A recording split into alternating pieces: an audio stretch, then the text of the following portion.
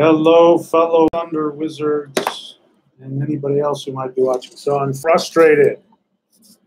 My normal web streaming software for some reason isn't working. So I went on to Chrome and I'm going through Chrome, and so I'm frustrated because I don't have my little stuff that I do with the opening and all that. So anyway, let's go ahead and get started. So this is entitled Giants, Spirits, and Men. And we're going to continue talking about what we've been doing. Let's see here. Is this even? Hello. Barely, huh? All right, so I'm going to need you guys to tell me whether or not you can hear me. I hate this. Technology. Let me control you. Do what I want. Okay, so we're going to be talking about the arc in, and I wish I had a picture to show you. We're using the Thunder Wheel, which is my version of what you would call the medicine wheel. It incorporates the 8 directions, and it contains within it the 9 worlds of the world tree, if we include the center. So we're going to be talking about the direction going from the east to the west. And we're going to be dealing with the worlds that involve what is known as Giant Home, Midgard, Middle Yard, or the home of human beings, and Vanaheim, which is in the west. That is the home of the nature spirits, the elder gods, the gods of fertility.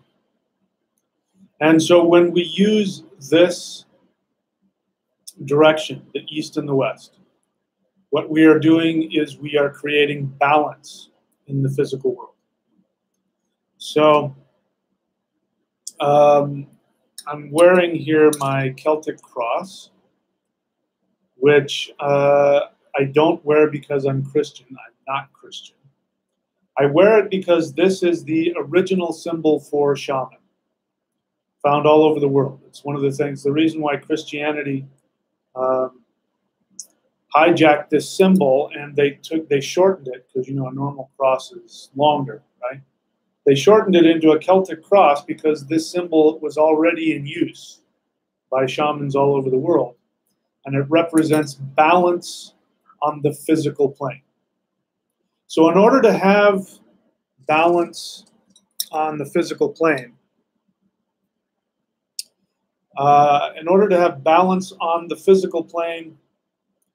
we need to have balance within ourselves in terms of our ego versus our empathy.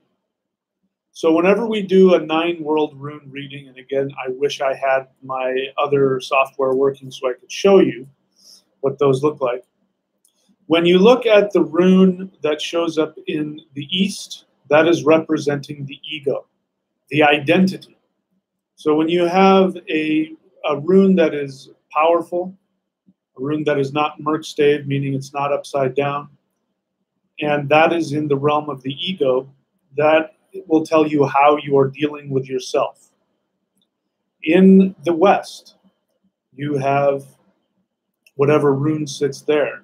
That represents how you are dealing with others. The question is in regard to a relationship, then we're dealing with how you deal with the other person. If it's just in general, then it's how you are dealing with how you give to the world in general. And so when we talked previously, if you haven't already, go back and watch the one where we talk about elves, dwarves, and men. And that is the arc of the human soul, the evolution of the human soul, the soul evolving towards its ultimate destiny. And this is the destiny for all humans, which is to become an ascended master, what my ethnic ancestors called the Shining Ones, or as we know them, the elves, the Alpha.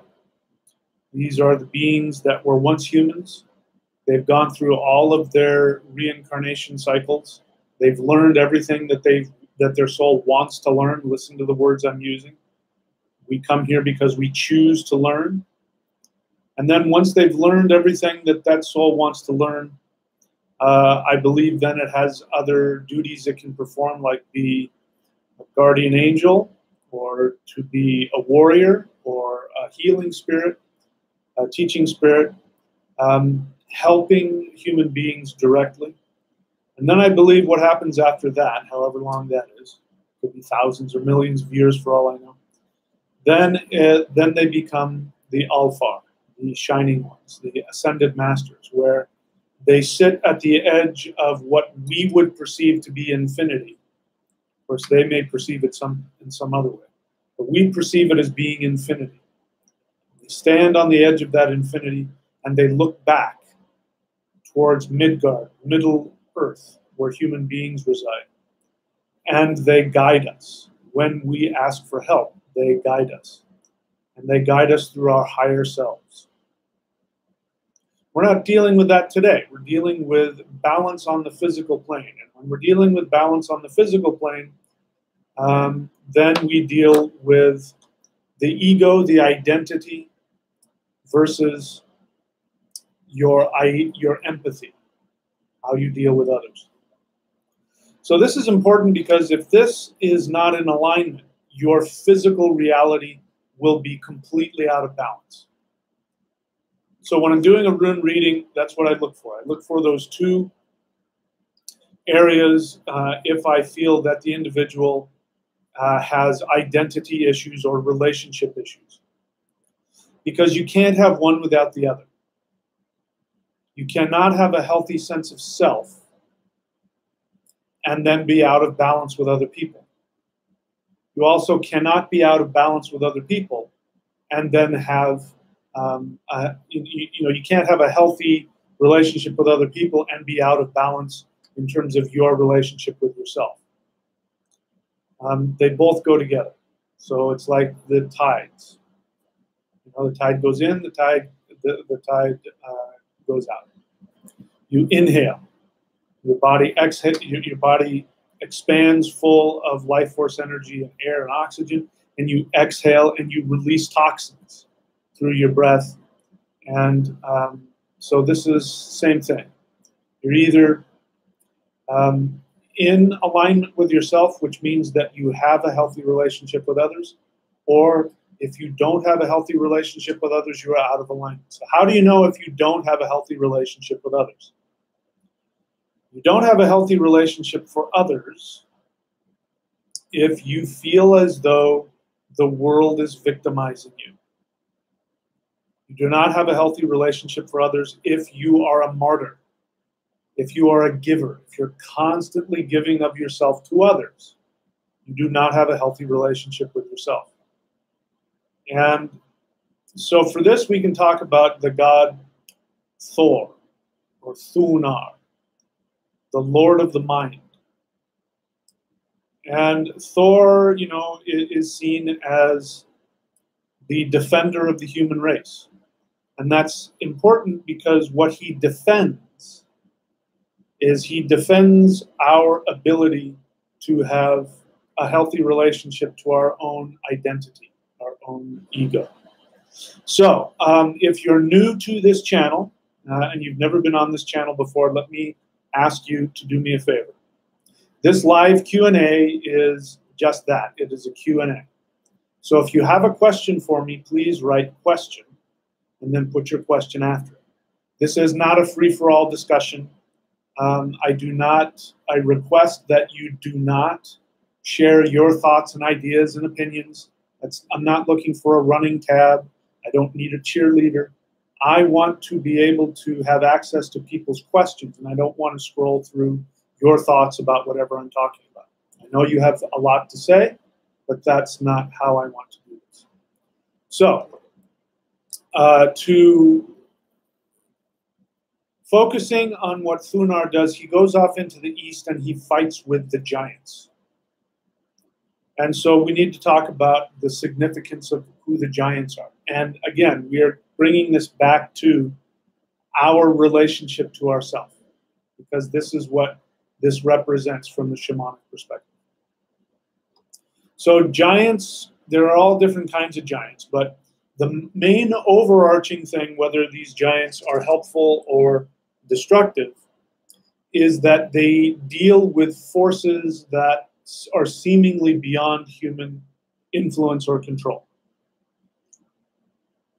Gravity, time, space, death, old age.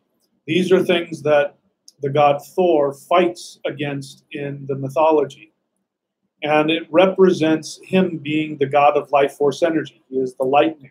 Lightning represents the life force energy, among other things, in our body. And for the life force energy in our body to be functioning and to be working properly and to be flowing, we need to have a healthy identity. When our identity is not functional and healthy for us, that is the first place that creates imbalance, which creates disease. And so the first thing is you have to have strong boundaries for yourself. And this is what Thunar is. Thor is the god of boundaries. The electromagnetic force in science is the force that I'm looking at my desk right here, and I have a water bottle sitting on it, and I have my tea sitting on it, and I have my glasses sitting on my desk. And they're all placed there on the desk, and they're not going anywhere. That's because gravity is pulling them, continuously pulling everything that has mass towards the center of the earth. And this desk, which is made out of plastic, is acting as a barrier so that whatever it is that sits on it won't get sucked down to the center of the earth. That is actually an illusion, because what is happening is that the electromagnetic force, which binds the molecules of the table together, creates an illusion of a flat surface that acts as a barrier. If it weren't for that electromagnetic force, my glasses would go right through the plastic, go right through the carpet, would go right through whatever. Because there's more space in this desk than there is solid matter. And the electromagnetic force is so tiny, I mean, it's minuscule, but it's incredibly powerful. It is, I don't know what it is, 10 to the 32nd power or something like that, stronger than gravity.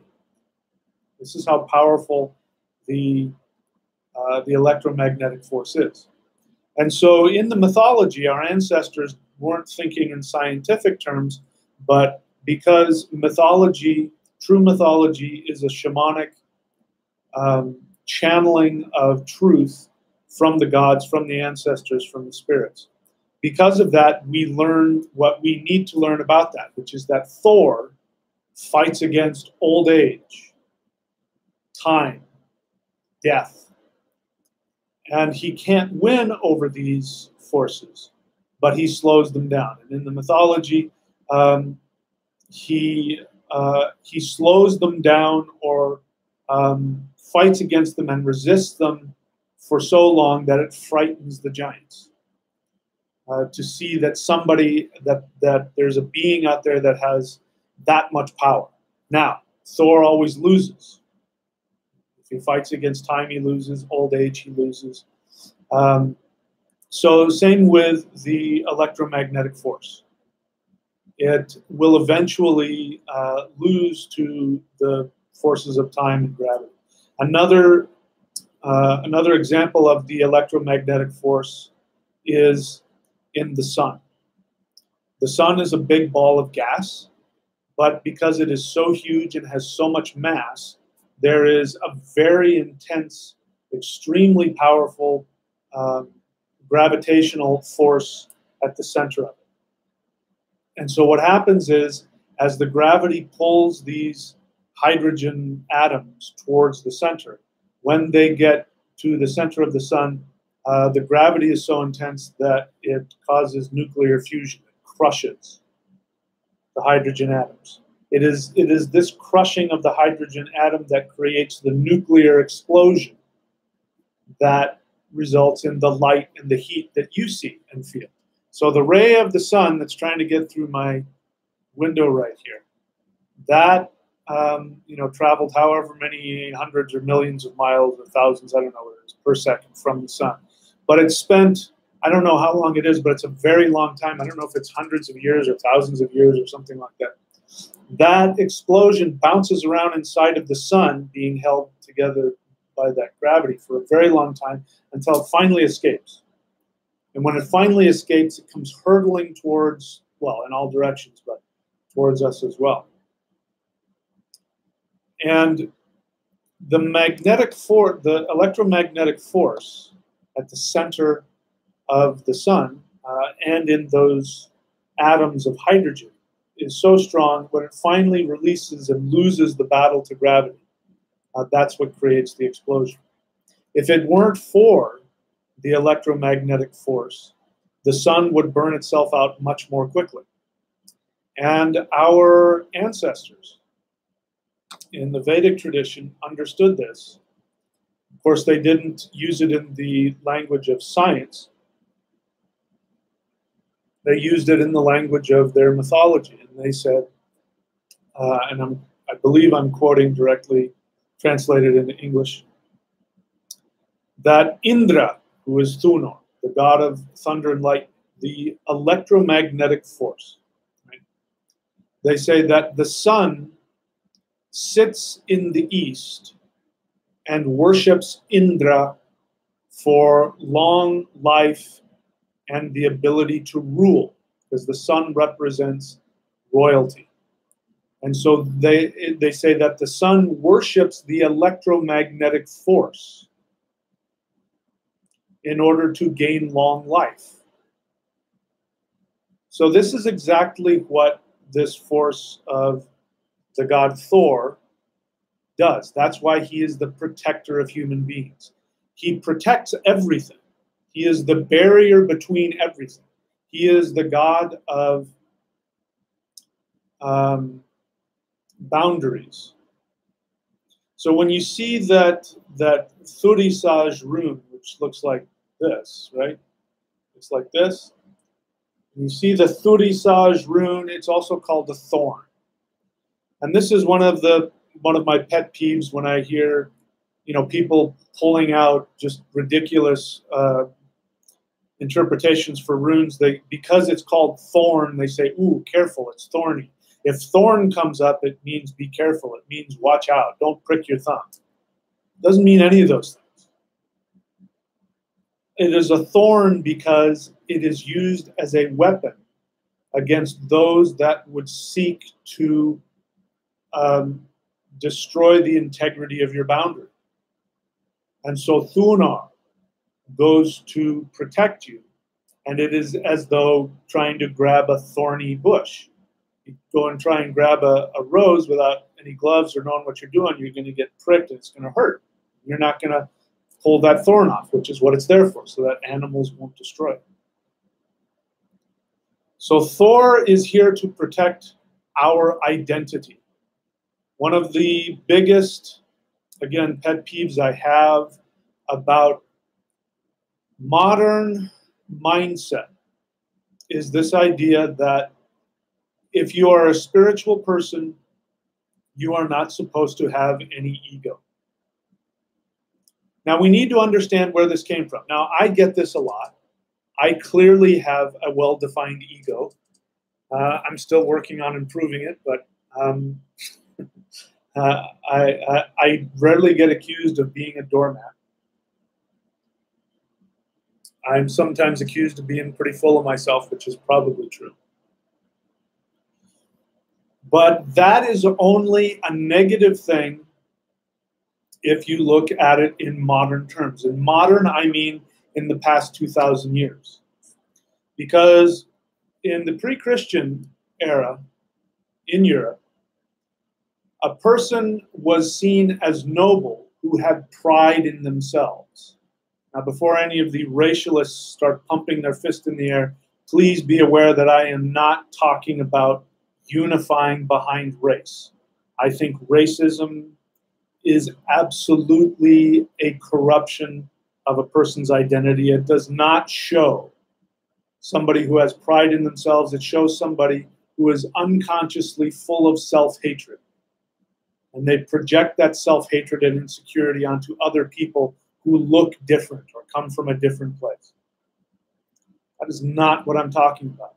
Our ancestors didn't have that problem.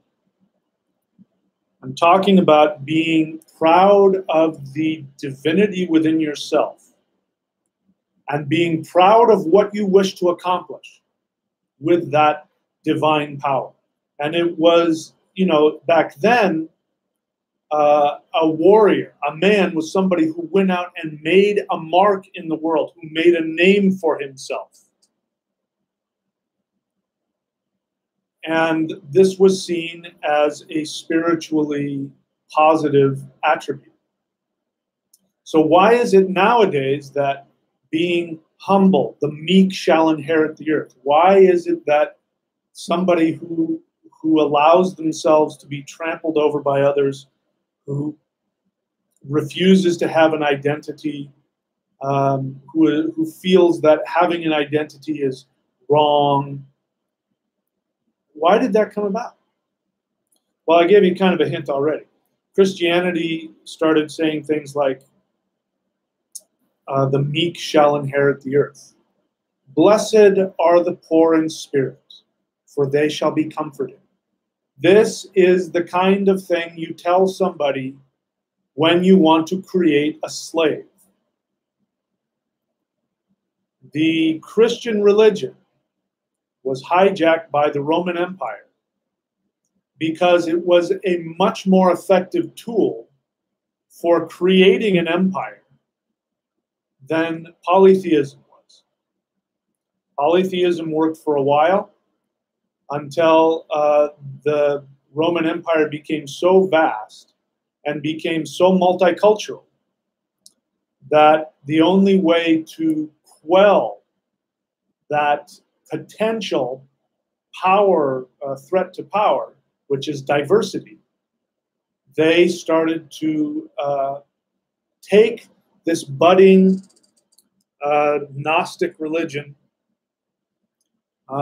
which had to do with the Christos, which has very little to do with Jesus. I won't get into that because I've already done videos on it. And they used it and promoted it to create and pacify. Because what is the one thing, one of the most famous things that Jesus was supposedly reported to have said, is that Jesus said, supposedly, give to God what is God's and give to Caesar what is Caesar's.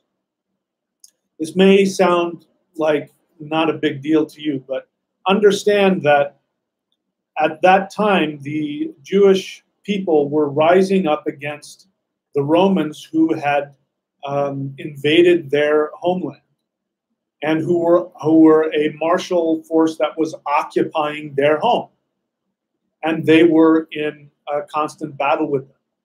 And it was not only religiously seen as blasphemy for somebody to pay taxes to a foreign ruler, but it was also seen as blasphemy to pay taxes to somebody who was seen as a god. This was blasphemy. So it wasn't just a religious, that was the religious excuse. But the real reason behind their unwillingness to pay taxes, and they have a history of this. This is why they were conquered by the Babylonians. This is why they were conquered by the Phoenicians. This is why these armies came in and raised their temple and all that, because they would refuse to pay taxes to whoever conquered them. And so they'd always get their ass kicked for that. So Jesus comes around and he's finally saying, no, go ahead. Bow down to your masters, give them taxes, be a good citizen of this foreign empire.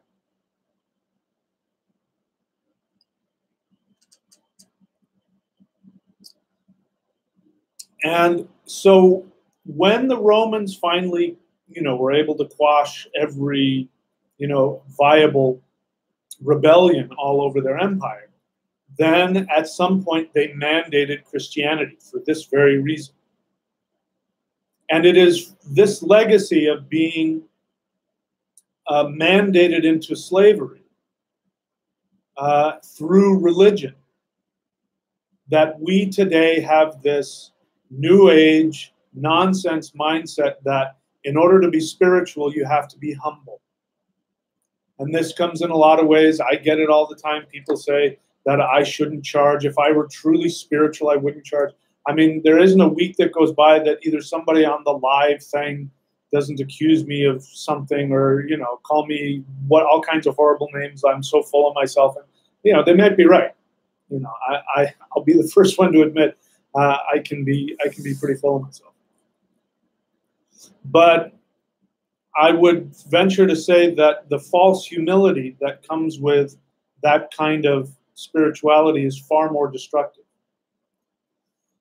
Because the universe is not designed for victims. The universe that we live in, we have created, you want to call it a matrix, go ahead. We have created this matrix called three-dimensional life here on Earth. And in order to win at that game, you have to be fearless and you have to have a very strong sense of self, a very healthy sense of self. Now, it is true, if one does have a healthy sense of self, they tend not to lord over others or control others or enslave or manipulate. Because if you have a healthy sense of self, true pride in yourself, then you know that you are self-sufficient. You know that your divinity within you is all that you need to make it in this world. The founding of Britain was because some Germanic tribes people, who we know now as the Saxons, this is an interesting, I talk about this too, but what you know about the founding of Britain is also false. This idea that these Anglo-Saxon mercenary killers came over and slaughtered the poor, innocent, pagan Britons, that's just not at all what happened. The island of Britain was a stronghold of the Roman Empire. When the Romans left, because they had to go deal with other problems and they didn't have the resources to keep the peace on the Isle of Britain, they left, they took their army, they went back to Rome, and you had these Romanized people who considered themselves to be Romans. They spoke Latin, they were Christians, and they were a huge factor in being a base for the Roman Empire to launch from there and go and attack and enslave and raid, people, tribal people all up and down in Northern Europe. So these guys, these Saxons, in their village, there wasn't enough resources to go around, and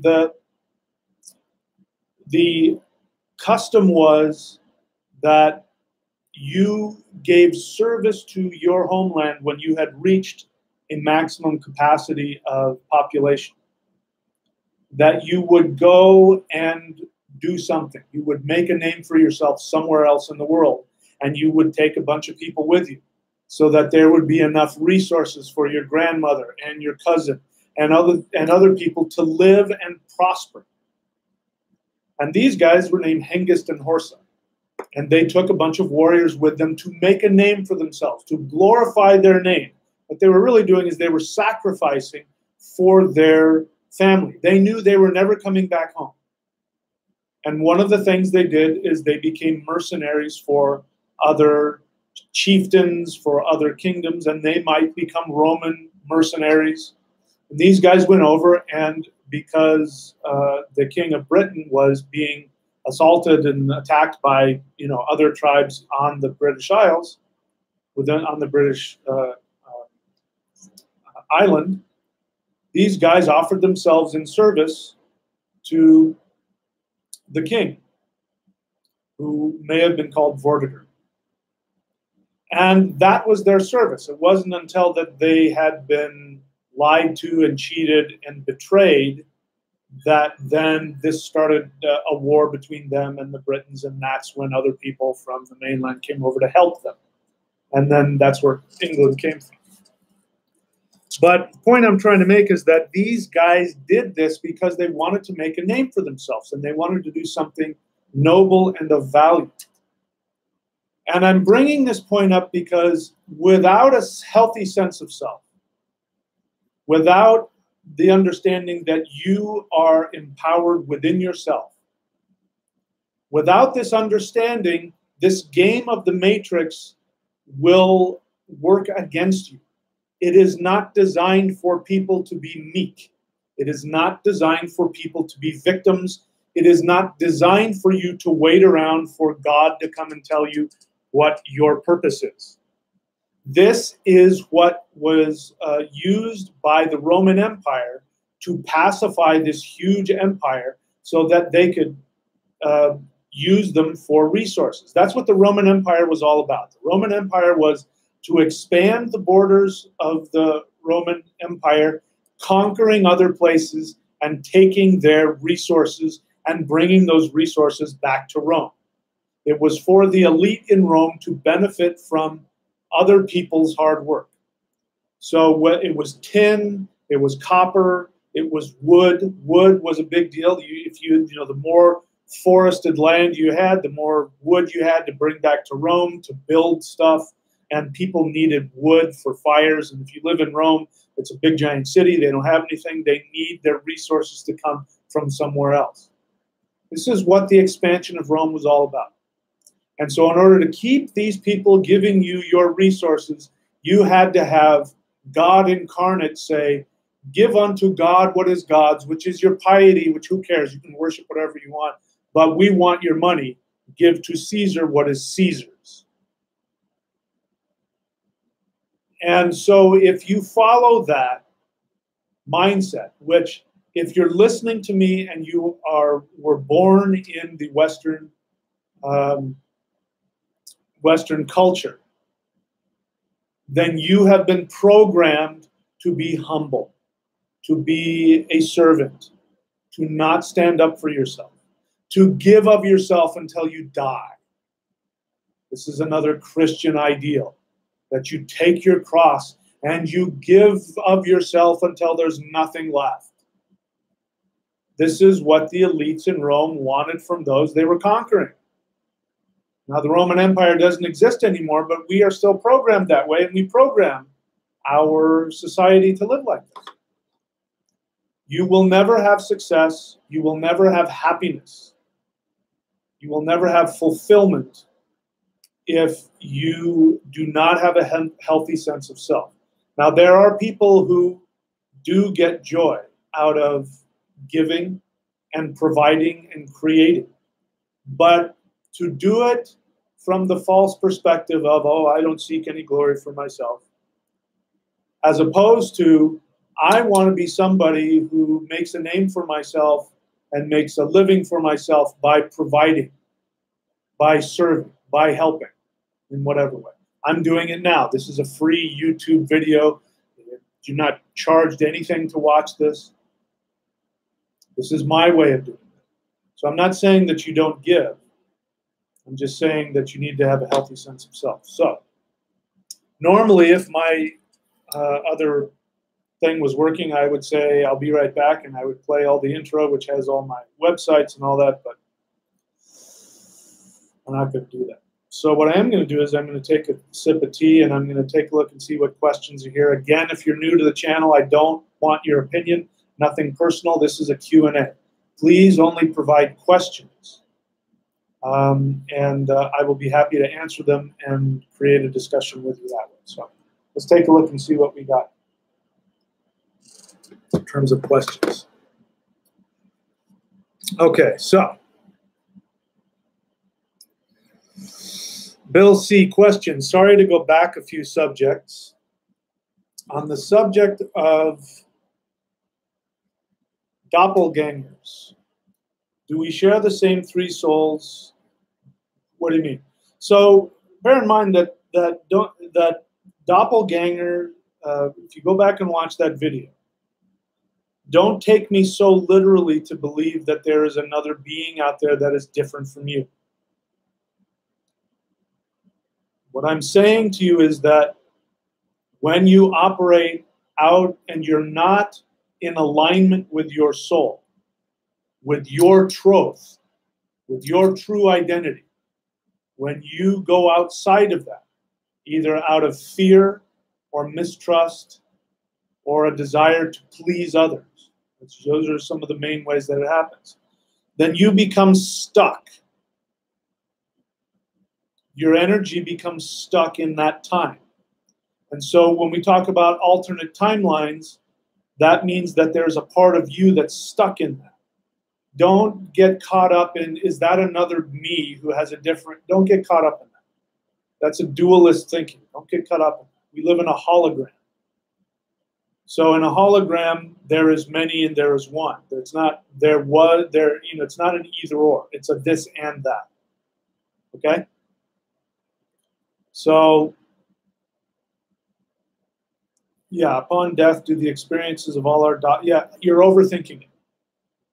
The whole point of that isn't to think in those terms, is to think about how you can make the most out of this moment. The idea isn't upon death that your doppelgangers converge, because there is no such thing as death. You transform out of this body and you translate into something else, but you don't die. It's not an ending. You want to have that convergence right now. And the only way that I know to have that convergence is when you are living from your deepest soul desire, when you are making yourself as happy as you can make yourself. You can't do that if you're stuck in the past. If you have resentments and regrets that keep you stuck in the past, then you need tools. You need tools to be able to retrieve your energy. And one of these days, and I probably already have, how to work through resentments. And if you're familiar with it, all you really need to do is understand how to look at your resentments in the 12 steps are the perfect one. Fourth step, where you look at your resentments, why, what caused them, and what you did to create that situation. When you do that, you get your energy back. So don't think about it in that term. Think about you right here, right now, being happy right now. The idea that death will somehow save you is another, again, Christian thing. Upon death, you will go to heaven. Just serve out your life here. It's another tool to keep you trapped in your intellect, in dualism. Living in the here and now means you live in all times at once. The future, the past, the present. You live and feel what it is that gives you joy and you go after it. You work for it. You strive for your enjoyment. You battle the forces of your own self-sabotage and fear. You die to yourself. You die in battle, achieving your greatest happiness. And then you achieve Valhalla here and now. Okay?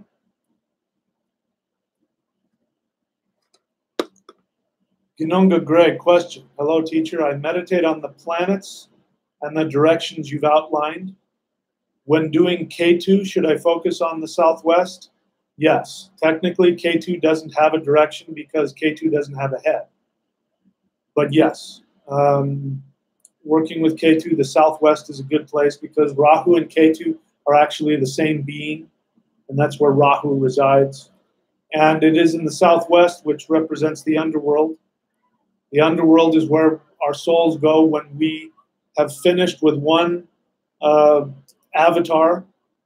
This is an avatar. His name is Michael William Denny. This is the avatar that I have donned for this lifetime. And when I'm done with this lifetime, if I have unresolved desires, then I will go to the underworld along with everybody else. And then I will take a look at the Rahu aspect, which is the unfulfilled desires. And I will also take a look at the Ketu aspect, which is that which I learned and that which I mastered. Because Rahu and Ketu are always opposite each other. Let me give you an example. In a chart, if Rahu is in the first house and Ketu is in the seventh house, it means that you're on a roller coaster. You know, the roller coaster goes up and it goes down and it goes up. When that happens, it means that since Ketu is in the seventh house, which is the house of the other, and the first house, which is the house of the self, right? And the self looks at the other. Directly opposite the first house is the seventh house, the self and the others. It means not only relationship like marriage, but it also means other people, people that you work with, work for, that work for you, your fellow co-workers, your friends, the other people. So if Ketu is in that house, it means that Ketu has mastered relationships, mastered dealing with other people, mastered business where you interact with others. And so Ketu doesn't care. Ketu says, I've done that already and there's really nothing there. There's no true fulfillment. And so the opposite of that is the self. So then it slingshots back to the self. And Rahu is in the first house, which is the self, the representation of your identity. And so Rahu says, I want to promote myself. And then you're never satisfied. You may achieve what you want, which is really promoting yourself and being well known and getting fame. But then you go, there's something missing. And then the next life, Ketu has gone through that. And then maybe it'll be the other way around. This is the yin and yang of the self. So Ketu in the southwest is an appropriate place because in the underworld, you deal with both of those things. You deal with the unresolved, your regrets, and you also deal with, wow, I really did get that down, so we don't have to do that again. People think the underworld is a horrible place.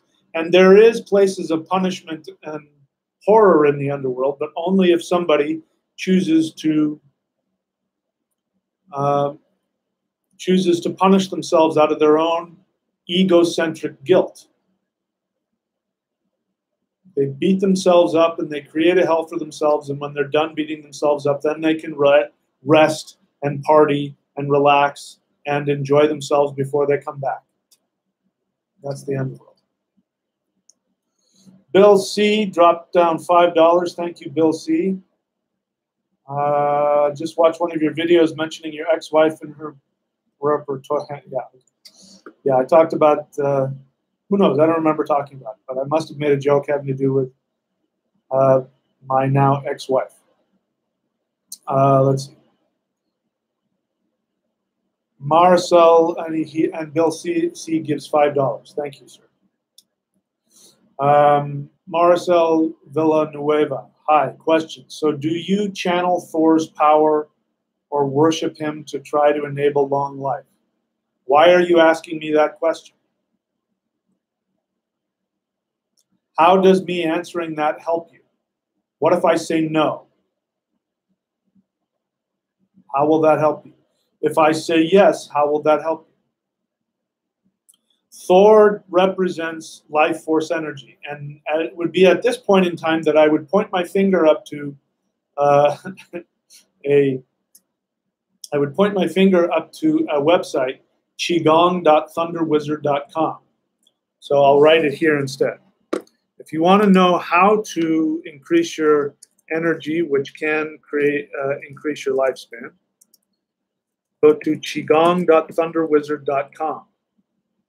Anybody who does energy work, qigong, pranayama, tai chi, yoga, these things are things that do worship Thor. They worship life force energy. And yes, it will give you long life, and it will give you power, and it will help with your identity.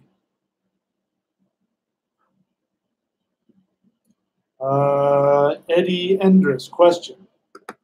Apologizing for being off topic. My question is, I feel injured.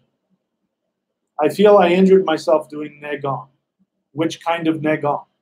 I don't think it was mine. If it was, let me know. Negong means internal work. By the way, these terms are thrown around, and there is, and I think I have students who still do this. There's a certain type of, there's a book out there, I forget what it's called, anyway, but it has to do with a tradition that I don't know if it truly exists or not, but apparently there's a tradition in the Chinese martial arts world called Mo Pai. It means the school of Mo. Mo Tzu, the old man named Mo, Master Mo. And that is considered Neigong because it's internal work. It's meditative work with energy. But my experience has been that it's a very dangerous method. I don't even know if it works. And even if it does, who cares? The type of Neigong martial arts that I do, you bring me one of those guys and I'll slice right through them like they're not there. So, but because this has been such a popular method and it has to do with power and people are obsessed with power, they read books and they think they know what Neigong is and they think they know what Mopai is, and they do this meditation where they're trying to smash energy into their navel center and they end up causing themselves all kinds of physical problems. It's really dangerous. So are you talking about that kind of Neigong? If so, it wouldn't surprise me. I believe I contrasted instead of, you mean contracted. I believe I contracted instead of expanded because of a deep fear. What can I do? Well, first, Eddie, I don't know you, but it sounds to me like you probably read from a book, and that stuff is worthless. Real Neigong, you can't learn it from a book. The Neigong that I teach, I specifically teach it because it is user-friendly and it's easy to do. And in the videos, I have it in a certain order to do the exercise in a certain order, but I'm well aware that people don't do that and they pick and choose and do whatever they want because most people who don't have a teacher are usually very, lack discipline and they lack patience. And they do more than they're supposed to and all that kind of stuff. And so the stuff I teach is very user-friendly. The only thing that I ask that you do is that you close down at the end, which is you put your hands over your navel and you breathe and bring the energy into your navel. Not force it there, but just allow your breath to bring it to your navel. So when you talk about contracted instead of expanded, to be as kind as I can be, I don't think you know what you're talking about. Whatever that is that you think you're doing is not Neigong. And there are literally thousands of kinds of Neigong out there. Neigong just means internal work. It's a form of meditation. There's, visualization is Neigong. What I teach is Neigong because it's internal. I teach meditative energy. If you want to learn that, go to qigong.thunderwizard.com, follow my directions exactly, and you will balance yourself out. If you want to balance yourself, regardless of what you do, go do this. The Hool breath. That is on my channel, but you can just type it into YouTube. If you type it in exactly like that, my exercise will come up. Go do it. That will balance whatever things that you've done. Please, whatever it is you're doing, stop doing it. I don't care if you got it from a book, if you got it from a teacher, walk away from that teacher and never go back. That person either doesn't know what they're doing or doesn't know how to teach or is teaching things that they're not supposed to teach. Because really high-level Neigong that can be dangerous should only be taught to students who have proven that they can follow direction and that they can master some of these techniques. So wherever you are on that spectrum, it's time for you to stop. And whatever it is you think you're getting out of Neigong, I promise you you're not. Whatever it is you think Neigong does, I'm telling you you're mistaken. Okay? So go to qigong.thunderwizard.com and start doing that. Or you can just go onto my channel. There's free Qigong on my channel. You can just go there and do that. Okay, so let's see what else.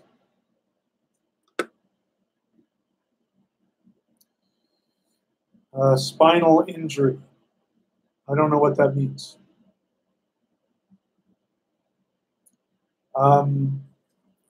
You're doing Neigong because of a spinal injury? Is that what you're telling me? Because that doesn't make sense.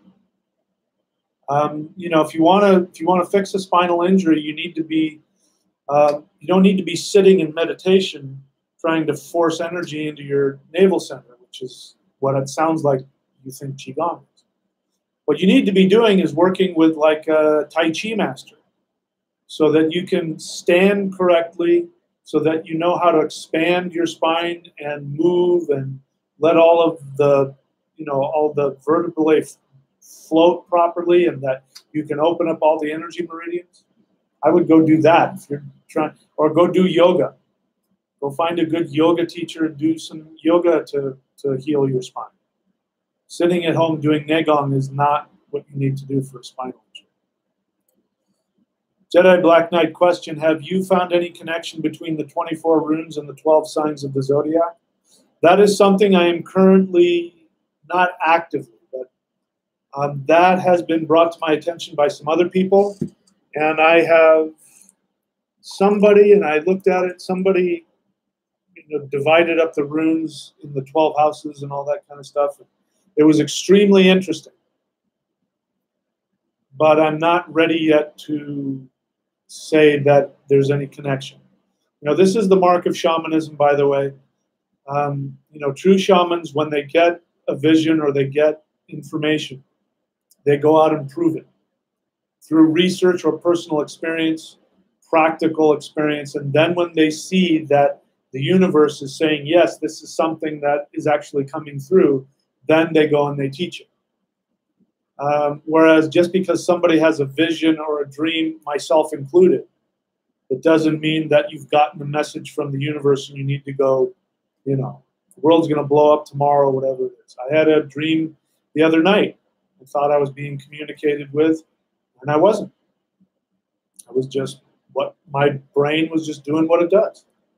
Okay, so that is a very good question. Short answer is I'm not ready to answer that question because I don't know yet.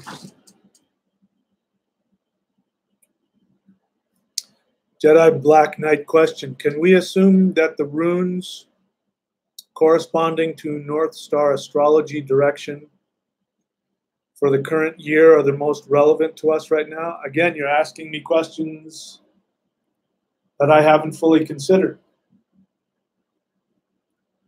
So if someone's in the, yeah, so by the way, in case you're new to the channel, you probably have no idea what we're talking about. And if I had my other software working, I could put some pictures on so you'd know what I was talking about. So he's talking about the rune wheel. So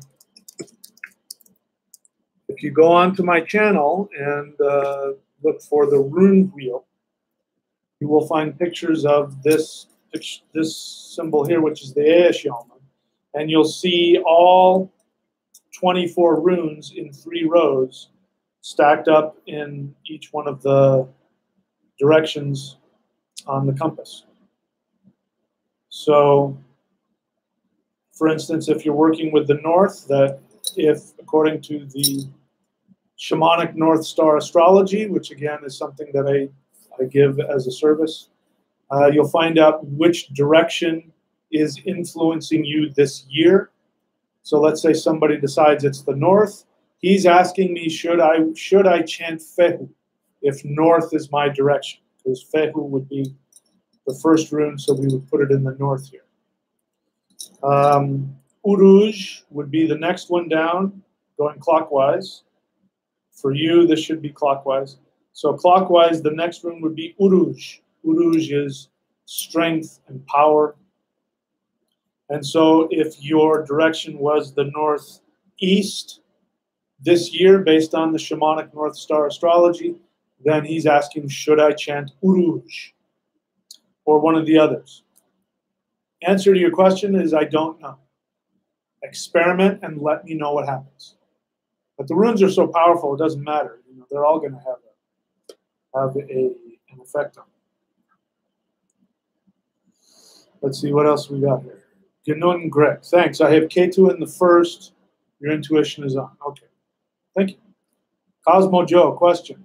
Is there any particular information about the exterior energy body like the aura, chakras, North Star, as most information out there only relates to the internal? Again, I don't understand your question.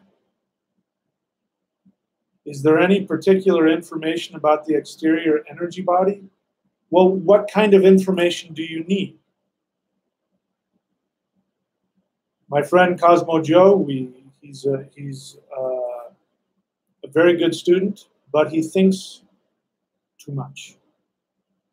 And he needs to classify everything, identify everything. And you're doing that again. You know, you don't need, I don't know what information you need or why you need it. But yeah, there's plenty of information out there, but you know, you don't need the information to do the energy work. So I would do the energy work. Operate from your emotions, not from your head. Without knowing more information about why you're asking the question, which again, when you ask questions, it's good to come from your emotions, because your emotions, instead of asking me this question that I don't understand, is there energy, is there information out there about the chakras and the energy body as opposed to the internal? I don't know why you're asking. But if you say to me, I want to strengthen my aura because I feel disempowered or I feel vulnerable, is there any information? Then I know why you're asking the question. I still may say your question isn't helpful to you, but I can give you the answer that you need. This question, I can't do anything with. And you're overthinking it. And again, it doesn't matter. Do the exercises and all that stuff will take care of itself.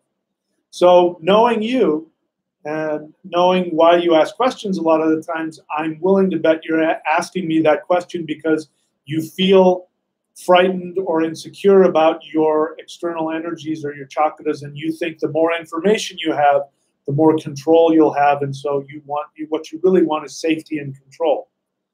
And I can help you with that, but I'm not sure that your question is going to help. Anyway, I could be wrong, but that's my take on the question. Maverick Music question. So Maverick, you're new to the channel, yes? Welcome. I welcome you to the channel, and I welcome you to binge watch all of my videos. I welcome you to binge watch all of my playlists. Please know what it is that I teach, so that when you ask a question, you can ask a question that is something that I'm going to, number one, want to answer, but that will be helpful for you. So since you're new to the channel, you're already trying to shove down my throat some assumption that you're living by. So the reality that you're living by, what do you think of the corrupt and trigger-happy police? What is it I'm supposed to say? You really aren't asking me because you want my opinion. You just wanted to talk about the trigger-happy police. You wanted to throw your opinion out there. I'm not saying you're right or you're wrong. How does that question help you? If I tell you what you want to hear and I say the corrupt police and I go on for 10 minutes about how corrupt the police are, does that make you feel better? Like I'm connected with you and we're both shaking our fist at the government and the police? And what if I say something you don't want to hear and I say, oh, the police are just doing their job? And those are, unfortunate, things that happen sometimes, and there are bad police out there, but most of them are putting their lives on the line. I mean, what is it you want me to say? How does it help with shamanism? This is the thing about when you ask me a question, make sure that you know what you're asking and why you're asking it, because there's a good chance I'm going to chop your legs off and make you look silly.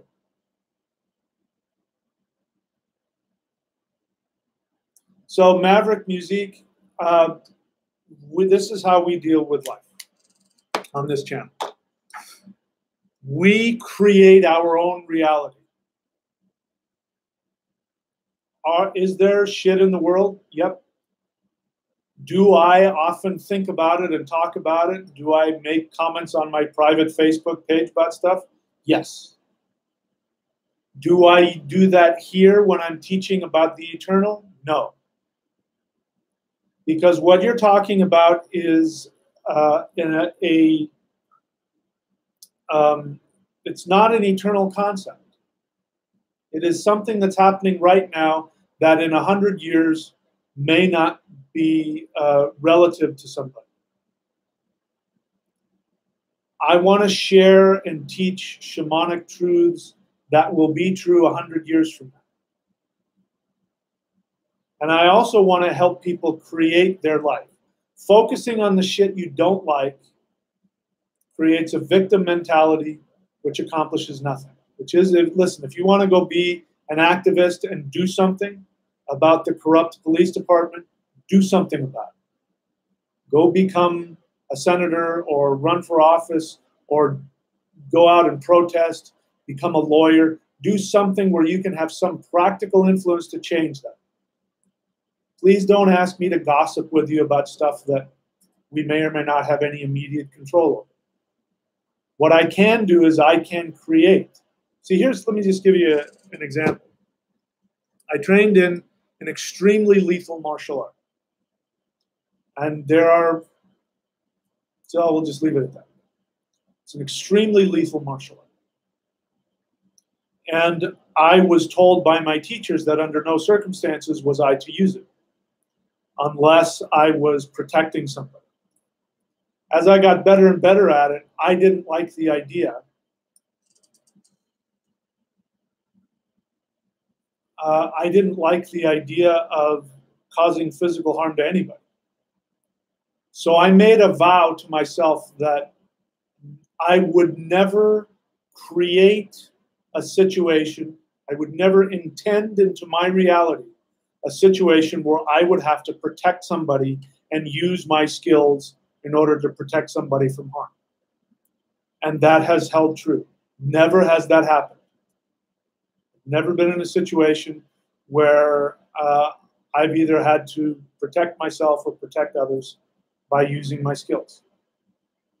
So if the police are corrupt and that's a problem for you and you want to feel as though you live in a corrupt society, and I'm not saying we do or we don't. Maybe we do, maybe we don't. The question really is, do you want to create that in your immediate environment? And if you don't, then focus on what you do want to create. And that shit will happen, and it will happen, and it won't ever be part of your physical reality. Now, if you have a soul desire to be a warrior, to be an activist, to be a politician, to be some kind of civil servant where you can actually do something to enact laws or change something to help people, or if you want to be a spiritual teacher so that you can change people's mindset, because corruption is only a reflection of our internal state anyway. That's why I never spend any time, well, not spending time. That's why I spend as little time as I could possibly stand talking about politics, because it's always been corrupt. And this idea that somehow, I mean, everybody's, the president we have now was a certain group of people's idea that this is what was going to fix the problem, and he's just as corrupt as everybody else. Every single one that has come up, if you dig in it, there's some kind of corruption. It's the nature of being a politician. I don't think it's possible to be in government, because government is about controlling people. I don't think it's possible to do that without being corrupt. So why waste time worrying about it? Worry about your health, your safety, and if you need to, because it's in your environment, do something to empower yourself. You want to be a spiritual teacher, then the idea is to give people the ability to change their minds, to have critical thinking so they can examine themselves and heal themselves of corruption they have within themselves. And then you can create your utopia. Gossiping about current events accomplishes nothing except it makes me feel powerful, because when I get angry, all the endorphins run through my body and I feel, and you do too, because you get off on it. You go, yeah, those fucking police and the corrupt, and then you're wrapped in your own narcissism. So how's that for an answer to your question? Let's see, what else?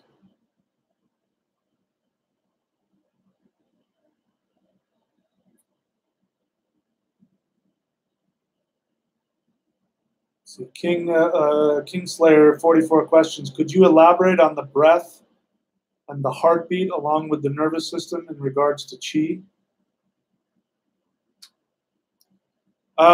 Here's all you need to know. Breath comes from the word, in Latin, respiration means to re-spirit.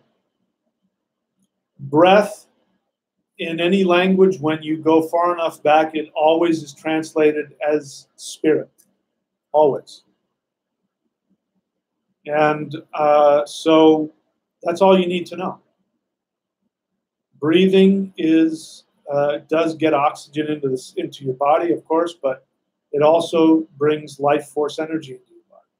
This is why learning to breathe from the diaphragm is the first thing that you learn when you learn any kind of breath energy. So I don't know what more you want me to elaborate on. The heart, I don't know what the connection you want to make to the heart is. And the nervous system, I don't know what connection you want to make. It sounds like you have more of an idea than I do right now. Because I'm hearing that, and it's all true, and they're all connected, but I don't feel motivated to go further than that.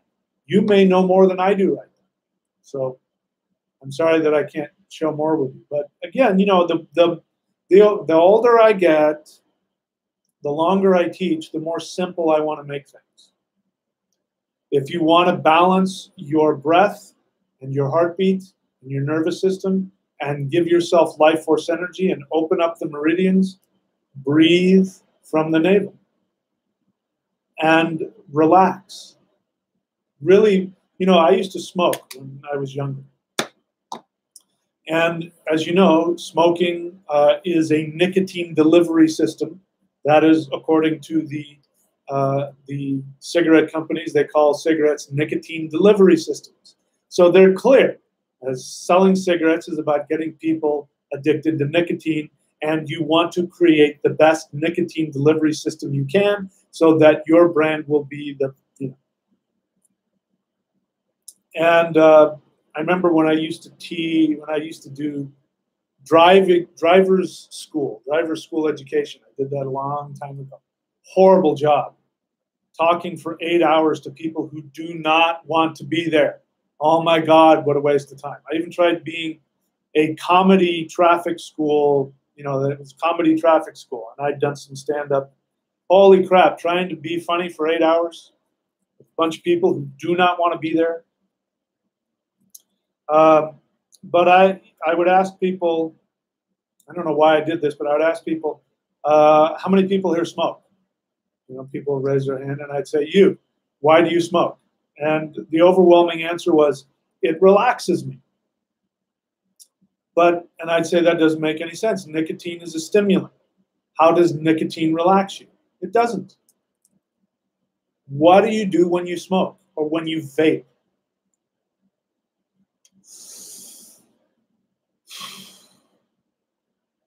What relaxes people is breathing. This is why people vape, and they vape even without nicotine. Because they want an excuse to breathe. Let's do that right now, okay? Just breathe in. Inhale. Hold it for 3 seconds. 1, 2, 3. Exhale. Feel that? You feel better. That's all you need to know. So in terms of your question, that's all you need to know. Rami, question, is there something I should do about Ketu and Rahu being in the same house? Ketu and Rahu can't be in the same house. I don't know what you're asking. Rahu and Ketu are always opposite each other, directly opposite each other. First and the 7th, the 2nd and the 8th, 3rd and the 9th. 4th and the 10th,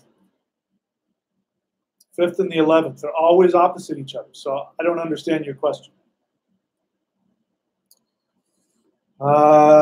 Somebody in Russia, I think.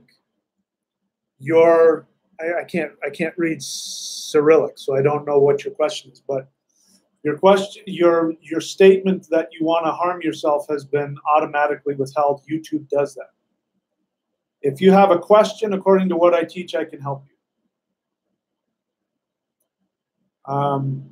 Other than that, that's a statement. I wish you all the best. If you want, watch my channel so you can get out of any victim mentality that you have. It's the main thing that we do. Everything we do is focused on helping people overcome their false victim mentality. So you can be the king of your own world and your own reality. And then you won't need to do that. Cosmo Joe, question. I have been directing energy externally with exercises like the Huel Tir ritual, the Heaven Earth. If you want to look for it, you can look on my channel for Heaven Earth Qigong meditation, I believe. If you don't know how, you need to learn how to search within a channel. It's frustrating because, you know, and even different browsers are different. I'm using Chrome right now, and it's just the YouTube browser is totally different. I was cursing at my computer before I started because I'm trying to fix what the hell's going on, and I couldn't use what I was using before. But it's really frustrating because every device is different. But find out how to search within my channel, not YouTube itself, but within my channel, and search for Qigong and look for the Heaven Earth Qigong. This is what Cosmo Joe is talking about. You can also get it on Celestial Qigong, which is the most powerful Qigong I teach. And you can find that at qigong.thunderwizard.com. I have been directing energy externally with exercises like the Huel Tir ritual, but I do not feel the exterior energetically like I do with the internal, so feel blind and disoriented. Who cares how you feel? I mean, I get it. It's nice to feel good. But trust me, it's doing its job. You know, you don't know whether or not it's doing anything for you until you've been practicing something for a year. So practice that for a year. Follow instructions. Forget about what you're feeling. Forget about whatever sensations you're having. Just do the practice every single day. Don't overthink it. Don't overanalyze it. Trust me, catch yourself in 6 months and go, how do I feel? You'll go, you know what, I feel better. I physically feel better. After a year, ask yourself, if you've done it for 10 minutes every day for a year, ask yourself, am I more healthy? If I look back on myself a year ago when I started, am I healthier than when I was? Am I calmer? Am I more aware? Am I more connected to my emotions? Your answer will be yes, absolutely. And that's all that matters. So I feel for you because I do it because it feels good. But it could be because, you know, you're so intellectualized that, you know, the intellect divorces us from our feelings. So it's possible that you may have divorced yourself from the physical sensations because that's one of the things the intellect does. It could just mean that, you know, you already have a powerful aura externally, and so it's not creating a big thing for you. Maybe internal work is where you feel it most. So maybe your body's saying, let's do more internal work and not focus so much on the exterior. So, you know, follow what feels good. I do believe that. Follow what feels good. If you're doing that because you want a powerful external aura, then don't worry about how you feel and just keep doing it. Okay, so there's multiple options for you. Kingslayer 44 question. I am a massage therapist and I want to be more effective during the session. Is there anything you can recommend that I can do within my body and mind to make myself more effective? I don't know. Have I seen your chart?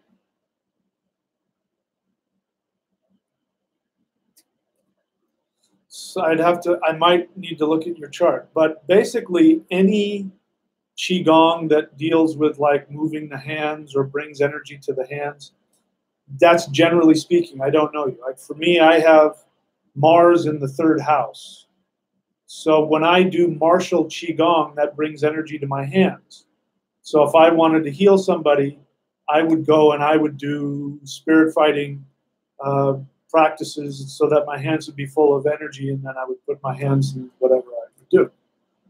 If somebody has Moon in the 3rd house, it means that non-martial Qigong, like just meditative breathing and those kinds of things, will bring healing energy to the hands.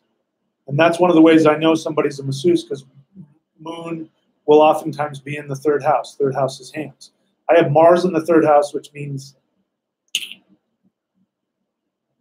I have fast, powerful hands in a martial sense. So I'd have to look at your chart. So this guy keeps putting up that he wants to kill himself, and YouTube keeps automatically taking it out. So I don't want to give this person any, if that's how you feel, I'm sorry, but we don't promote victims here. If you want to ask me a question about how to work through that, I can help you. Just blurting out that you want to kill yourself is not something I'm going to co-sign. So I'm going to put this user in a timeout, and if he wants to come back and ask a question and not be wrapped up in that, I'll be happy to help him. Okay. So, let's see. Mysteries of the universe. Question. The pendant and mantra I was given in my astrological reading was related to my Ishta Devata. Should I switch to a mantra related to my Dharma Devata if I want to heal my unconscious mind? So this person, I don't know if you got it from me or somebody else. I don't know where you got it. I'm assuming you got a reading from either me or one of my apprentices. So to do that, you go to astrology dot under, no, you have to actually, astrology.thunderwizard.com, not Wizakid, wizard.com. Astrology.thunderwizard.com, and then you can learn how to get a mantra, which is based on the planet that is most empowered in your chart. So, if in doubt, I do try to give people mantras to their Dharma Devata. But sometimes I will be inspired to give them a mantra for either their Palana Devata or their Ishta Devata. So just to let you know, the Ishta Devata is the planet that helps you with your conscious mind, but it also connects you directly on a soul level to the planet that wants to help you feel good and feel connected to your everyday spiritual reality. It's called the Ishta Devata, the planet that has chosen. The Dharma Devata. Dharma means orlog, it means destiny, your path, your soul desire. What you incarnated for, what your soul wanted to experience, is in your unconscious mind, and you need to, like this gentleman who keeps talking about wanting to kill himself, obviously he has some major unresolved unconscious issues. If he were able to get in touch with what gives him the greatest joy in his life, he would not want to kill himself. He wants to kill himself because he's in conflict. I don't know what about, but he's in conflict with his soul and something else that has happened in his life that is keeping him trapped in some self-sabotage routine. By worshiping your Dharma Devata, your life takes on greater meaning, and you find your path. So, generally speaking, the answer to your question is yes. If you want to work with your unconscious mind, then you can get a mantra for your Dharma Devata planet. Sometimes I give people mantras to their Palana Devata. Palana Devata is the planet that wants to help your subconscious mind, which is the part of your mind you use to intend your reality. Subconscious and unconscious are two different things. Most people, when they use the word subconscious, they mean unconscious. But subconscious is in between the unconscious and the conscious. There is the subconscious mind. It is what you intend through your third eye out into your reality. I worship my Palana Devata because my Palana Devata is also my Yoga Karaka, which means the planet that is most beneficial for my entire chart. Not every chart, not every ascendant has a Yoga Karaka. Mine does. I'm a Leo. The Yoga Karaka for Leo is Mars. That's who I work with. So if I gave you your Ishta Devata, there was a reason for it. If you want me to analyze your chart to see if it's time to move on to your Dharma Devata, then go to astrology.thunderwizard.com and get another reading from me. If you're already my apprentice, then you can ask me when we talk, and I'll help you with that. Okay. The great thing about the Ishta Devata, though, is that when you don't know what else to do, you call out to your Ishta Devata. Mine is Venus. So when I don't know what to do, I actually call out to my partner who passed away, my soulmate. Okay, there she is. Passed away almost a year ago. I talked to her. She is now my Ishta Devata because she represents Venus. Venus is my Dharma Devata. I talk to her all the time, and I pray to her like a goddess. That's how you deal with your Ishta. So if you say to your Ishta, guide me to the teaching, to the deity, to the mantra that will best help me. Your Ishta Devata, even if it's not the mantra for that, your Ishta Devata will guide you to whoever or whatever will best help you. That is how to best use the Ishta Devata. I think I found the correct Dharma Devata Rahu mantra online. You probably didn't. I tried contacting the apprentice who no longer gives readings, but she never responded back. Well, what's preventing you from contacting me or any of the other apprentices? Because we can look at your chart. I mean, that kind of a question, you're asking that question as though you're wanting a free reading. That is a whole other reading. That means the person has to get your chart out and look at your chart and find out. That's something you should be paying for. It's not like a 2-minute phone call. Hi, can so get another reading. It's okay. If she's not around, it's okay. You can get one from me. I think I know who you're talking about. There's 2 that have left. 2 female apprentices that are no longer giving readings for whatever reason.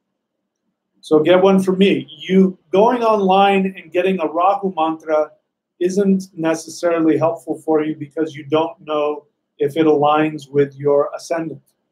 Now, if you know that, which you probably don't because she doesn't teach that, I have that. So that's another thing that only I do. So you may get a Rahu mantra, which, assuming that you're right and Rahu is your Dharma Devata, you may find a Rahu mantra online, but that isn't necessarily going to be the one that's going to be best for you because you don't know what seed sound to put in front of the name of the deity, and online you may not know. You may have picked a mantra that has a very specific ritual associated with it, and when you deal with some of these really high level mantras, they have specific rules, and just because you found it online doesn't necessarily mean that you've got all the information or that person knows what they're talking about.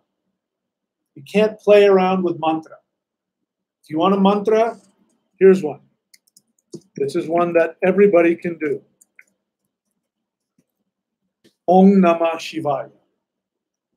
Shiva is the person who keeps Rahu in his place. So if you don't want to get a reading from me and you want to do a Dharma Devata, keep Rahu in its place, chant Om Namah Shivaya. But just because you found something online, please, you hear about this, right? You want to build a car, it's probably, if you go online and you download the specs for cars, it's probably very unlikely that you're going to be able, on your first time out, construct a car.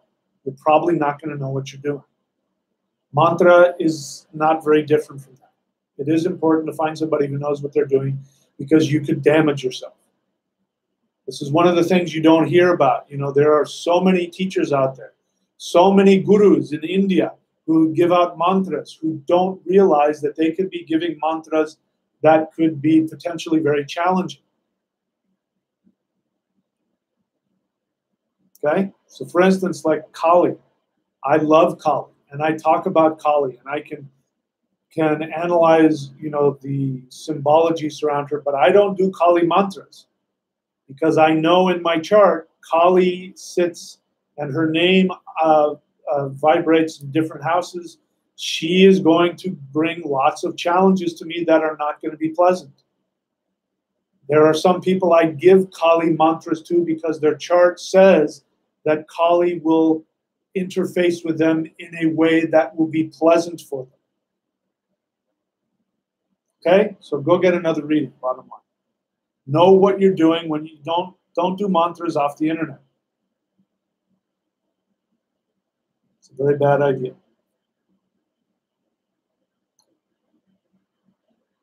Russo Van Royen question, what's up, Mike? What's been going on? I'm not going to answer that question. Thank you for asking, but that's not the question I'm going to answer.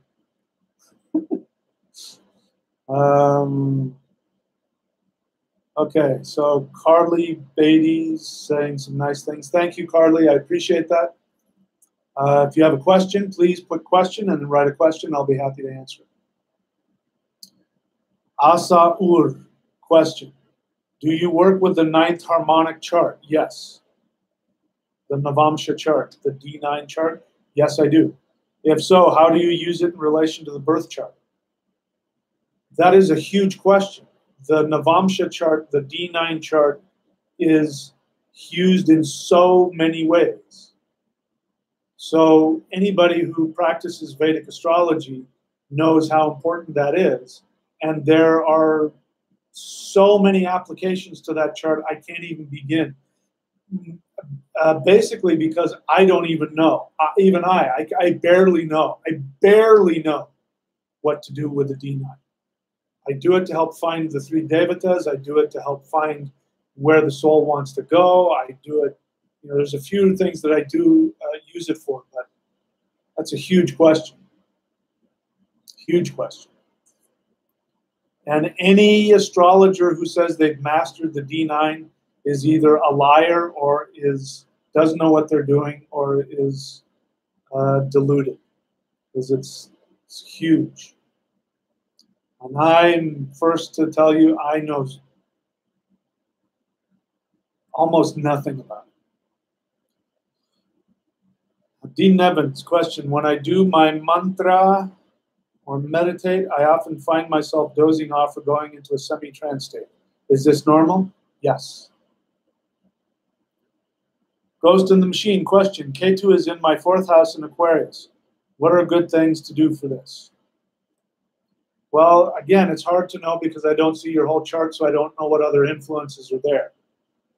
So Ketu in the 4th house means that, among other things, I mean, it makes me want to ask you about your relationship to your mother, because the 4th house is the mother. Ketu could mean you feel separated from your mother. It could mean death. Could mean your mother was a shaman or was bonkers. Ketu takes you out of the physical. Wherever Ketu is, Ketu takes you out of whatever the physical things are associated with that house. It separates. Ketu is separation. Rahu is attraction. I want that. I have to have that. Ketu says, I could care less about that. Rahu and Ketu, Rahu is the north node, Ketu is the south node. Rahu and Ketu are always malefics. I wish that they weren't. There was a point in time when I wanted to worship Rahu because Rahu gives things like money and power and all that kind of stuff. And I said, people who say that, they're just being, what's the word I'm looking for? They're just being superstitious, and Rahu is fine. But Rahu and Ketu are malefics. They cause destruction wherever they go. So that destruction can be spiritual, because when you are torn away from the physical, you then become more spiritual. You see the truth. And K2 says, I want to get to the truth. The ultimate truth is spiritual. So K2 in the fourth house is your home, is your comfort. So you never feel at home. You don't want to stay at home, you want to go out. If Ketu is in your fourth, then Rahu is in your 10th. Your 10th is the external world, your fame, what you do for a living, what you're known for. So you want to be out working and making a name for yourself. And Rahu means that you're determined to become successful. And Ketu says, I don't have time to go home. I live out of a suitcase. I'm a traveling salesman, and I live out of a suitcase. I don't have a home. Those are some of the things connected to the fourth house. The Aquarius is Saturn leveling the playing field, destroying the elite and the rise of the masses, everybody being equal. This is the dawning of the age of Aquarius, happiness and understanding. This is where this comes from. The Aquarius has to do with the masses cooperating with each other while at the same time retaining their own identity. This is what we did not have in the age of Pisces, where the masses had no identity. Carry your cross, give unto Caesar. Jesus sacrificed himself for you, you worthless piece of crap. You have no right. You should go to hell. Have no life. Give yourself to, even that stuff in the New Testament that says that the people that lord over you were placed there by God. Kings have used that for hundreds of years. We use that now, like we did that now when Jeff Sessions made this ridiculously stupid thing about separating kids from their parents. And we have parents who now have been sent back to their country of origin and we can't find them, and we have kids. We have toddlers that have been separated from their parents that don't recognize their parents and don't want to go home with them. And his justification was the biblical one, that those who are in power were put there by God, so you should obey them. That is the age of Pisces. The age of Aquarius says, no, I am an individual. I have my own identity, and I live in a community, and I cooperate with others. This is why there's such a big push for bartering, that people are wanting to get rid of money because that piece of paper is a note from the government. There's nothing to it. It's just a piece of paper. But the note says, this is an IOU from the government. Originally, it was an IOU for silver or gold, but we got rid of that. Now it's an IOU for nothing. It really is nothing. And so people want to get rid of that and go to the barter system, which is you exchange valuable goods for valuable services. Yeah, I'll give you a quart of milk if you build me a chicken coop or whatever. That's the bartering system. That's the age of Aquarius. And that's why it's so popular to do that.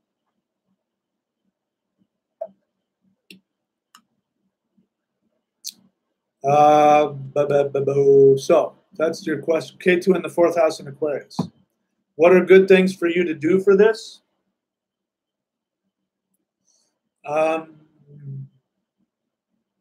Focus on your career.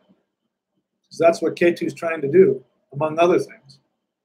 K2 says, sitting at home and spending $1,000 to have the best couch and to have paintings on your wall, that's you're going to go, it's just where I keep my stuff and it's where I sleep at night. It's not really, nothing really all that great. I don't care about it. So to make K2 happy, go and spend time going after your obsession, which is your career or your fame or your fortune or whatever it is. Josh B, question. When working with deities that want to help me, I'm assuming that you're taking that from, again, the ritual you got from, I think I know who this is, you just got a reading from me, right? So in the reading, I will give a list of deities who want to help you, and that will be based on your ascendant, and it will be based on the syllables that vibrate with your first, your fifth, and your ninth house, which are the houses of blessing. You want to do mantras associated to deities whose names vibrate, their first syllable vibrate with those syllables. That's why if you do another deity, even if it's the right planet, you might be doing a deity of a different name that will vibrate in your 8th house or your 6th house, which may be enemies or challenges or sudden losses. And you'll grow your dharma and your karma. You'll have a totally life-changing experience, but it may be as the result of the loss of a job or the loss of health or something like that. That's why you need to get a mantra from somebody who knows what they're doing. Back to his question.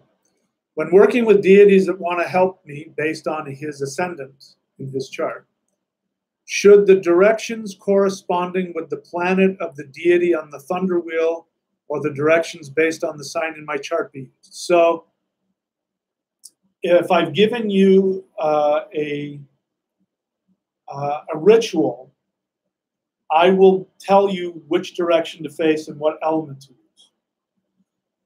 So generally speaking, for instance, let's just say Mars, the element for Mars is fire and the direction for Mars is south.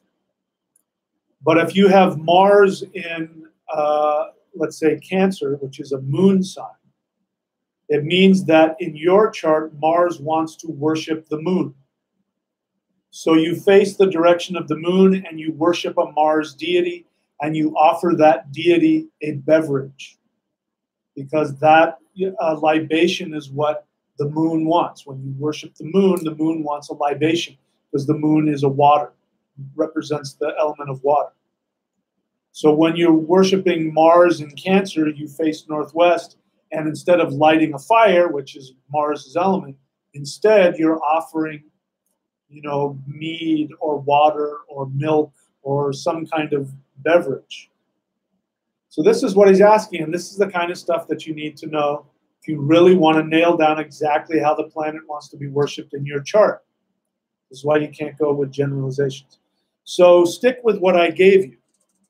If you want to know how to figure out what the other directions and what the other elements and how to do that, then you're going to have to study astrology. So for that, you can go to astrologycertification.thunderwizard.com. astrologycertification.thunderwizard.com. And then I teach exactly how to do that. And I give you one example. What if, if Mars is in Cancer? I just told you how to do that. What if Mars is in Libra? That's a Venus sign. What if Mars is in Sagittarius? It's a Jupiter sign. What if Mars is in Capricorn? It's a Saturn sign. Those are all different. And normally Mars, the normal direction for Mars is south. But under those combination, that changes things around. See it? It's like one of those little, those secret agent, wheels. When I was a kid, I forget, it was like a decoder watch, and it had a bunch of different wheels on it. It's like that. That's what astrology, mantra science is. So yeah, anyway, I think I answered your question. Ghost in the Machine, also Saturn in 4th and Virgo, Rahu and Leo. Okay, so I don't want to turn this into me giving you a free reading. I like to answer them every now and then, but it just takes too long and takes away from other questions. All right, so let's see. Asa or question. What is the lesson of Ketu conjunct the Lagna within a degree? I don't know. Again, I don't want to turn this into an astrology lesson. That might be beyond my pay grade. So let me see. Conjunct the Lagna within a degree. I can tell you this. The Lagna is your self, like your self-identity. It means that you don't know who you are. And you don't care. You don't care who you are. People see you as a this or that. You don't care about how people see you. You sometimes phase out of reality. Sometimes you're sitting in a room of people and all you feel is everybody else's feelings. You don't even know who the hell you are. Makes you a strong shaman, but disassociates. It can give, an extreme, that kind of stuff can turn somebody into, schizophrenic because they don't know what's what and who's what and where and time and so that's K2 conjunct a lot.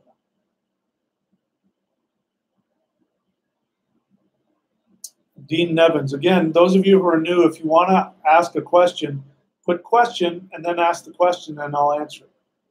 I'm not going to tell you which best tattoos, runes to put on Rule Miguel because I don't recommend that people do that. I don't. I am a rune teacher. I'm a rune diviner. I deal with the runes. I teach the runes. So you would think if anybody would put runes on their body, it was me. There's a reason why there aren't any runes anywhere on my body. It's because I am not so full of myself that I think I can take these eternal syllables of power and put them on my body. Do I really want that power, that eternal power? Do you have any idea what that rune is going to do for you? You have no idea what you're playing with. Maybe you can get away with it. I can't. Let's see, what else? Yeah, so I'm going to put somebody else on timeout here. Wink.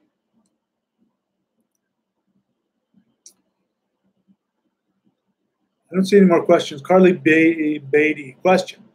I'm interested in having a reading done, but I'm not sure what my exact time of birth is. Will this matter? Yes. If you can't get it down to within a few minutes, then I can't vouch for, because Vedic astrology is very specific and each reading will change. 15 minutes will completely change the sign. Just a few minutes can completely change the reading all around depending on how specific you get. So if you don't have your exact time of birth, go find it. And then I can give you a reading. I can do other things. I can give you a rune reading. I can give you a numerology reading based on your birth. I can give you a shamanic North Star astrology reading based on your year. I can do those things for you.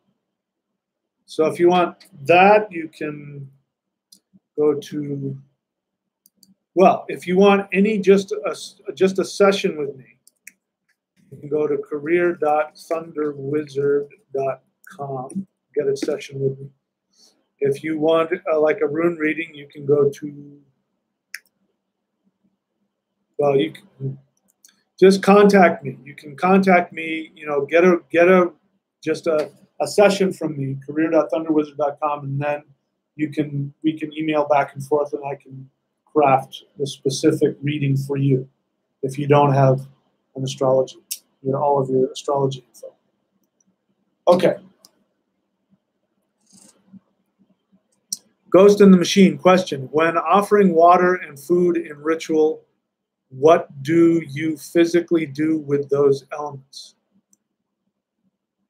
All right, so if it's something that you can physically consume, like when you're doing let's say somebody's doing a ritual to a Mars deity, and Mars is in Cancer in their birth chart, then you would face northwest and offer water, let's say. You put water in a shot glass and you do your ritual and your mantra. You would then drink that water. If you're doing earth, like if you're doing the 5 elements, sometimes there's a way to do the same ritual with all 5 of the elements. Then you would have a bowl that would have some kind of food like a fruit or nuts or candy. When you're done with the mantra, you then consume it. The idea is that the water and the food is being empowered with the mantra that you're chanting. And so that power then is going to go into your body. When you eat it, you pretend you are the deity. You pretend you are the deity consuming that offering. Okay? and then that will go into the cells of your body, and it will bless you and empower you. So no, you don't pour it on the ground.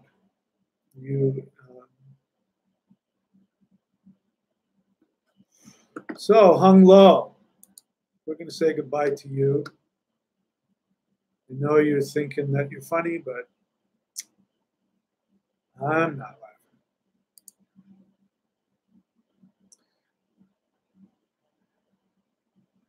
John Pedofilesta says, I have a question. I would like a reading if possible. When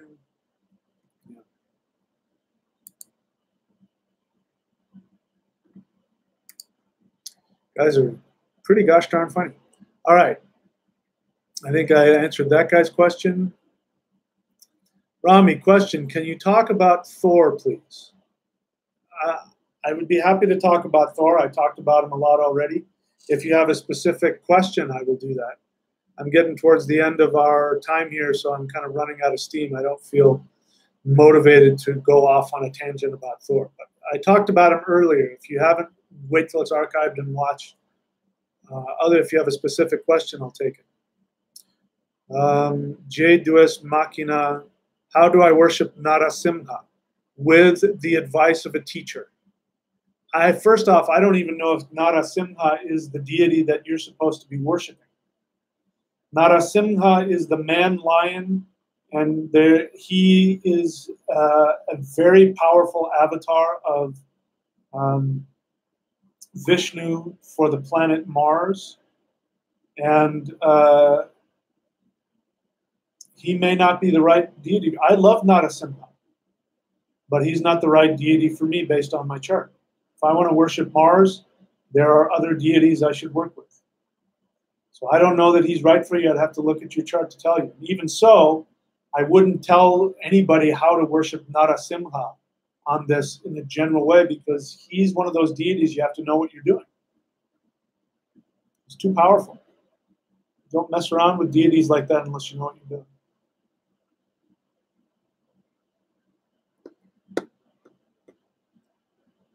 All right, we are out of questions. So, if you want to learn shamanism from the ground up, go to thunderwizard.com for shamanism training. That is also the best way to support this channel. Go and subscribe. I want to end up with 250 base subscribers. When you subscribe at the $25 level, you get access to all of the private videos that I teach only the apprentices. And I teach you how to do ritual, how to set up a thunder wheel, which is a medicine wheel, how to set up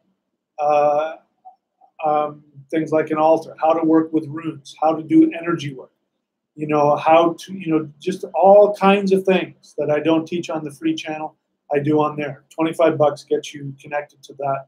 And then at the higher levels, depending on whether or not I have space, you can work with me privately. You can, like, as I said, if you want to get a session with me to figure out what your perfect career is, I can help you figure that out, usually within an hour. Go to career.thunderwizard.com for any kind of private session. Astrology.thunderwizard.com if you want an astrological reading. Runereadings.thunderwizard.com if you want a rune reading. If you want to be certified as a certified rune reader, you can go to, I believe, certification. I think this is it. Rune certification. Actually, no, I can't do that. .thunderwizard.com. Okay. So, got a bunch of other places you can go to get all kinds of other things. If you want to see all of my books, go to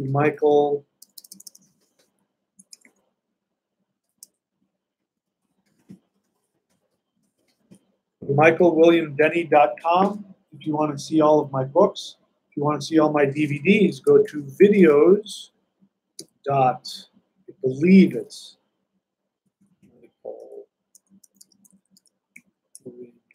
denny.com. If you're new to the channel and you want to be able to really get the benefit of these Q&As, read my books, binge watch my video channel, my YouTube channel, and then when you come on here, you will have questions because we go into great detail about a lot of stuff, and then you can ask a really detailed, really informed question that will really excite me and make me talk for 20 minutes about something. Okay, asking me general questions, I tend not to go off on those. And if you're a jerk, I'm just going to ban you from the channel. That kind of stuff.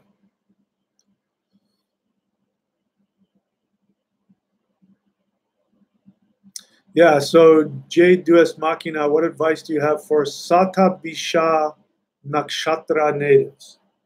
I am not a Nakshatra master, so I don't have any advice for you. I can look it up, but so can you.